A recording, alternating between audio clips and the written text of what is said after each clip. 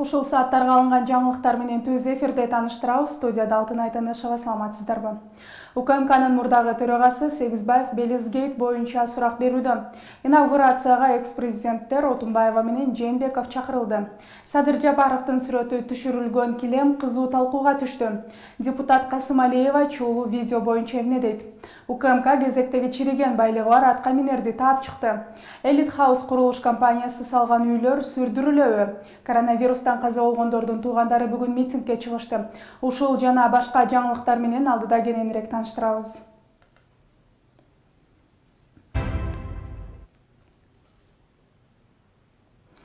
УКМКнын мурдагы төрагасы өткөн президенттик шайлоого талапкер катары катышкан Абдил Сегизбаев суракка кирген боюнча чыга элек. Бул тууралуу анын жакындары Сереп медиа маалымат агенттигине билдиришти.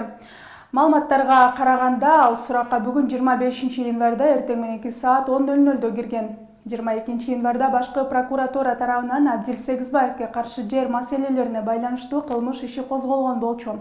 Бирок ал бүгүн суракка чакырылган иш таптакыр башка. Тагыраагы Белизгейт боюнча сотко чейинки өндүрүш иши башталганын башкы прокуратурадан билдиришти. Иш экс-депутат Алманбек Шыкмаматовдун арызынын негизинде берди. 2019 жылы Жогорку Кеңеште Атамекен фракциясынын лидери кезинде Сегизбаевке Белизгейт боюнча иш козголушу керек деп башкы прокуратурага кайрылган. Ал кезде башкы прокуратурада иш козгоодон баш тарткан. Эми башкы прокуратура өздөрүнүн эски токтомун жокко чыгарып, Белиз окуясы боюнча негизи бар деп иш козгошту, дейт Шыкмаматов.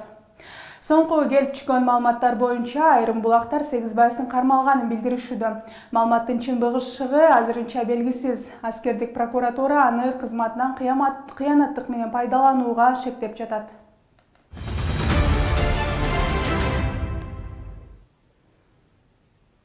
Садыр Жапаровдун президенттик кызматка киришүү аземине экс-президенттер Роза Отунбаева менен Сооронбай Жээнбеков чакырылды. Бул тууралуу бүгүн 25 январда Сереп медиа маалымат агенттигине инаугурация өткөрүү үчүн атайын түзүлгөн уюштуруу комитетинин басма сөз кызматынын жетекчиси Нургазы Анаркулов билдирди. Мурдагы мамлекеттик башчылар инаугурацияга чакырылган, бирок аземге келеби жокпу, ал белгисиз. Биз аларга чакыруу кагазын жөнөткөнбүз, деди жетекчи. Анын айтымында президенттикке талапкерлигин койгон Садыр Жапаровдун атаандаштары да аземге чакырылган, бирок ал кимдер чакырылганы тууралуу суроого жооп берүүдөн баш тартты.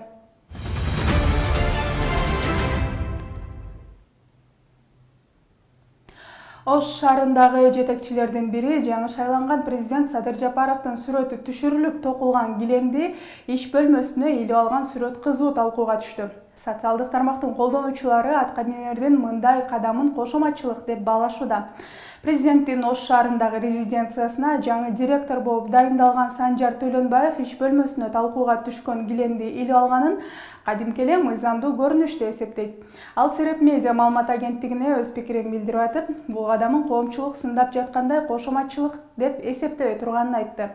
Кимдир бирөөгө жагынуу үчүн сүрөттү илген жокмун. Садыр Нуркожоевич менен көп ысык суукка күйүп бирге жүргөнбүз. Куугунтукталганда биз да кошо куугунтукталып, башыбыздан көптү өткөрдүк.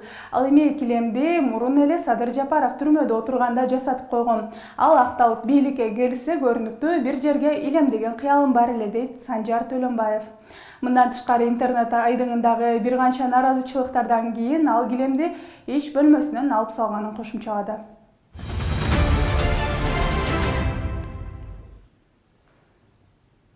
Кечеги үрөө учурган окуя бизде болбоптур. Бирок балдарга жана аялдарга карата зомбулук өлкөдө өтө күчөгөн. Анын ичинде сексуалдык зомбулук, педофилия көп. Бул тууралуу бүгүн 25 январда Жогорку Кеңештин вице-спикери Аида Касымалиева социалдык тармактагы баракчасына жазды. Анын айтымында кылмышкер тийиштүү жазасын алмайынча зомбулук азайбайт. Мыйзам чегинде эле өз жазасын алса жетиштүү. Эч кандай өлүм жазасынын кереги жок болмок. Эл да ошондо өзүм соттойм, өлтүрөм дегенден алыс болот эле. Өткөн аптада парламентте үй-бүлөдөгү зомбулук боюнча мыйзам боюнча кылмышкерге чараны дагы катаалдантып бердик. Мыйзам экинчи окууда өттү. Жакынкы аралыкта толук кабыл алынат. Президент ага кол коет деп ишенебиз, деди Касымалиева. Буга чейин интернетте Мончодо белгисиз эркек болжол менен өспүрүм баланы күчкө салып зордуктап жатканы тартылган видео тараган. Ички иштер министрлиги Мончодо зордукталган балага байланыштуу окуя 2-3 жыл мурун Кыргыз өлкөсүнөн сыртта болгонун, кылмышка шектүү адам изделип жатканын маалымдаган болчу.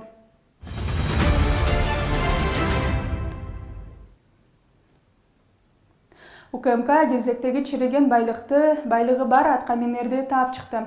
Транспорт жана жолдор министрлигинин алдындагы жол чарба департаментинин жетекчиси Шабдан Иманкулов мыйзамсыз баюуга шектелип атат. Комитет тараткан маалыматка ылайык, ал мамлекеттик кызматта иштеген мезгилинде кымбат баалуу кыймылдуу жана кыймылсыз мүлккө ири көлөмдөгү бодом малга ээ болгон. Бирок алардын жалпы наркы расмий кирешесине дал келбейт. Иманкулов мүлктүн белгилерин жашыруу максатында аларды жакын туугандарына каттаткан. Тактап айтканда 3 хан сарай жана автоунаалар, ошондой эле Бишкектин борбордук бөлүгүндө 20дан ашык батирлер болгон. Мындан тышкары Иманкулов тарабынан үзгүлтүксүз сапарлар жана анын жакын туугандары алыскы чет өлкөлөрдүн курорттук аймактарына жиберилип турганы аныкталды.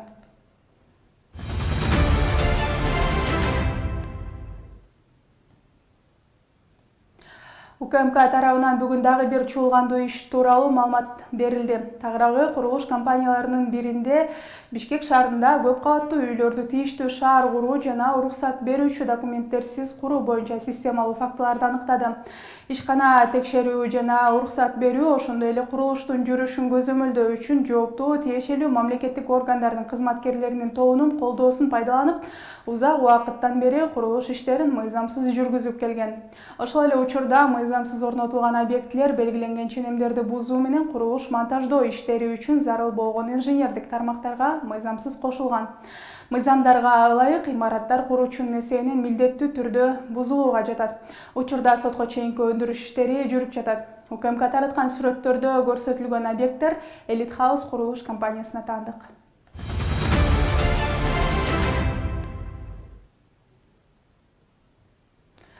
Баш мыйзамды өзгөртүү боюнча иштеп жаткан кеңешме Конституциянын жаңы долбоорун жакында Жогорку кеңешке жөнөтөт. Бул тууралуу Конституциялык кеңешменин төрагасы Бекбосун Бөрүбашев билдирди. Анын айтымында, баш мыйзамдын жаңы долбоору ушул аптада акыркы жолу талкууланып, андан соң парламенттин кароосуна киргизилет. Конституциялык кеңешме президенттин милдетин аткаруучу Талант Мамытовдун буйругу менен 20 ноябрда ишин баштаган болчу.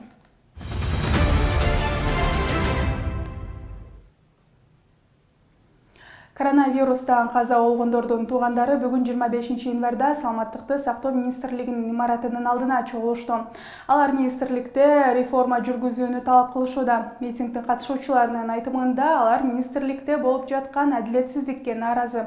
Биз Саламаттыкты сактоо министрлигинде реформа болушун, ден соолугубузду ишенип тапшыра турган адамдардын келишин каалайбыз. Протоколду бизден жашырган бардык чиновниктердин жазаланышын талап кылабыз, дешти алар. Өткөн аптада ведомстволор аралык комиссиянын мүчөлөрү пандемия учурунда мамлекеттик органдардын ишин иликтөөнүн жыйынтыктарын жарыялашкан. Алар илдетти дарылоонун 3-чү протоколу кечиктирилгенин айтышкан болчу. Бишкекте бүгүн дагы бир митинг өттү. Анда мэриянын имаратынын алдына чогулгандар коомдук транспорттогу жол акынын кымбатташына каршы болушту. Мэрия тарифтерди көтөрүүгө макул болбошу керек, анткени коронавирус пандемиясы учурунда көптөгөн жарандар жумушсуз калышкан. Мындай учурда жол кире көтөрүлсө, анда пенсияны да, эмгек акыны да көтөрүү керек, дешет митингчилер. Буга чейин жүргүнчү ташуучулар кичи автобустардагы жол акыны 15 сомго чейин көтөрүүнү талап кылышып, иш таштоого чейин барышкан. Мэрияда бул маселени чечүү үчүн атайын топ түзүлгөн. Мэрдин милдетин аткаруучу Балбак Төлөбаев кичи автобустардын айдоочулары менен болгон жолугушууда жыл аягына чейин жол акыны көтөрүп беребиз деп убада кылган болчу.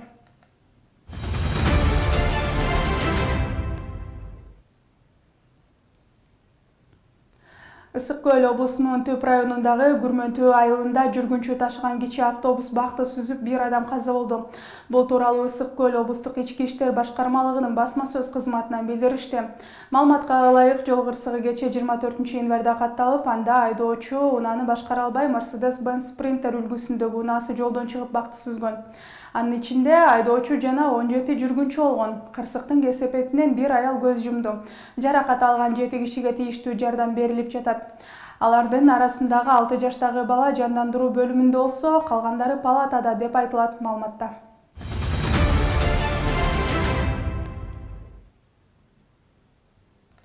Асем Мударисова 28 жашта. Шаар жүргүнчүлөрүн ташып эмгектенген кезектеги каарманыбыз айдоочу кыз келиндердин эң кенжеси.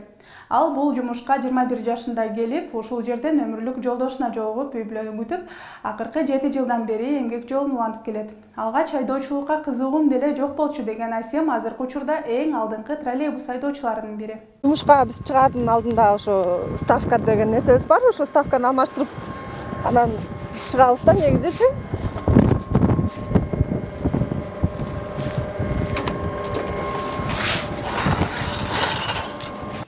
Саламатсыздар, урматтуу Супер ТВ каналынын катталуучулары жана көрүүчүлөрү. Буга чейинки чыгарылыштарда да биз көптөгөн кызыктуу кесип ээлерин тартып чагылдырып бергенбиз. Ал эми бүгүнкү чыгарылышта өзүңүздөр көрүп тургандай биз жөн жеринен троллейбустун ичинде эмеспиз. Биздин кызыктуу каарманыбыз Асем Мударисова троллейбус айдап шаар тургундарын жана жүргүнчүлөрүн тейлейт. Негизи эле троллейбус айдоонун кандай кызыкчылыктары жана кыйынчылыктары бар, алдыңкы мүнөттөрдө ачып берүүгө аракеттенебиз. Биз менен чогуу болуңуздар. Көбүнчөсү эркек кишилер таң калат, чоң аталар көрүп, анан таң калып кетишет да. Сен эркек го десең кыз турбайсың, аябай жакшы айдайт экенсиң деп комплимент айтып кетишет. Аябай жакшы да ошол моменттерчи. Баягы кичине сүйүнүп каласың деп анан. Тузу оор кесип ээлери долбоорунун кезектеги каарманы тууралуу видеону толугу менен жаңылыктар Супер ТВ YouTube каналынан жана Супер ТВ телеканалынан көрө аласыздар. Шашылышка бар. УКМКнын мурдагы төрагасы Абдил Сегизбаев аскердик прокуратура тарабынан кармалды. Бул тууралуу маалыматты башкы прокуратура таратты. Сиздер ушул сааттарга алынган жаңылыктар менен түз эфирде тааныштыңыздар. Кечиңиздер көңүлдүү улансын.